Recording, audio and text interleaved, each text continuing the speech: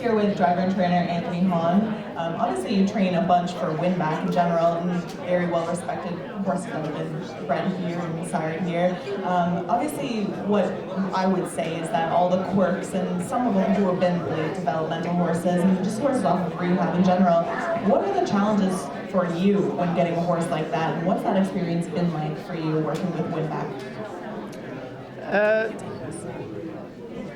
Pretty good, really.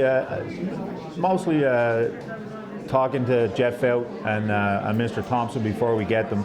Usually it's just a case of starting over from scratch, and we usually have a lot of time with them. There's not a lot of pressure on them, so starting over, you know, we kind of get a lot of input from where they were before, and try and go from there. We get a lot of pace and fillies. We seem to have some luck with them and go on, and so we kind of, you know, we get them into a program and try and stick with that.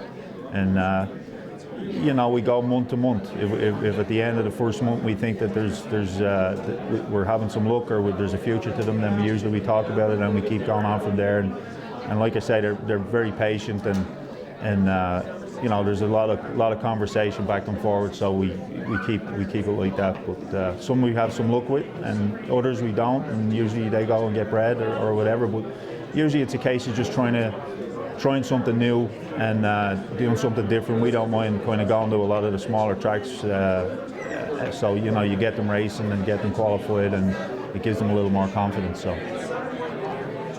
What would you say has been I guess maybe who would be someone that really stands out that maybe came to you and wasn't entirely sound, or someone that's been a late developmental horse? Like, who stands out for you as someone that you've worked with closely that you've really helped develop into something potentially really special?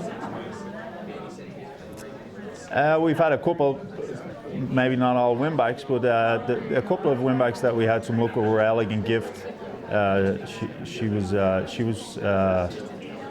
She came and was kind of on the chopping block of going to get bred or keep going, and she just kind of fitted the program, and she won 7 or 8 races in a row. And I really liked her. She was a pretty good mare, and she's actually got a foal now.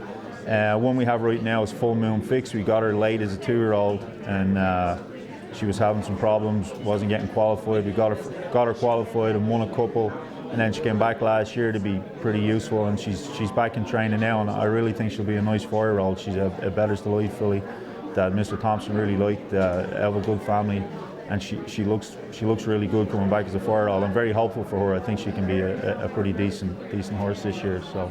We've had a couple kind of like that. It's nice to see them actually now over the last 2 seasons. You know, foals of mares that we've got marks on and done some good with coming to the sales and getting to the races. So it's pretty cool to see that. Are you feeling pretty good knowing that you have a direct impact on some of this success? And, yeah. Being able to do that, I'm sure, is great. Obviously, it is great for the sport and also great for you individually. So Ontario Racing has added the new Prospect Series.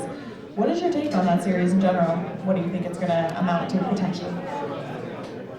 Well, I'm hoping it'll be a positive thing for a lot of the smaller tracks. I'm hopeful it will be. You know, it's always good to see new things happening, new challenges.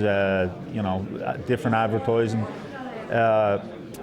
To get some of the better horses to some of the smaller tracks. I always kind of liked myself when the grassroots were predominantly at the smaller tracks. Now they're more Mohawk. I would kind of like myself to see more of a split 50-50 or so with some of the smaller tracks, especially the ones that make a real effort. The Hanovers and Grand Rivers, Clintons, they make a real effort to get fans out, and I think that they appreciate to see the stakes horses. So. Hopefully this will help. You know, maybe that will be something on the track that will get them on. You know, if they see some of them kind of horses, the prospect horses, maybe they'll get more grassroots the next year if it works out. I would have liked to seen kind of more of a matchup like they do in New York. I know there are some where the grassroots races and the prospect series go the same days. I did notice there were some, but not all. You know, I think you would maybe get more support for that kind of for it. If people were going with grassroots kind of horses the same day. I know they do that in New York where all 3 divisions go at the same track, so you're more suspect to bring a horse to the prospect if you're going with the other types of grassroots horses. So. Right, and it also does add that extra element of having horses race on different tracks, perhaps even at the different distances. And I mean, it definitely does bring a different aspect to it rather than having predominantly at Mohawk, we did touch upon. Thank you so much for your time. Thank you very much. Thanks.